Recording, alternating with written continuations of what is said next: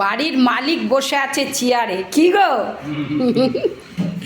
ছেলে আর ছেলের বউ একটু বেরোবে, ছেলে তো অফিস যাবে, আর বৌমাকে একটু দিয়ে যাবে ওর ঠাম্মার কাছে।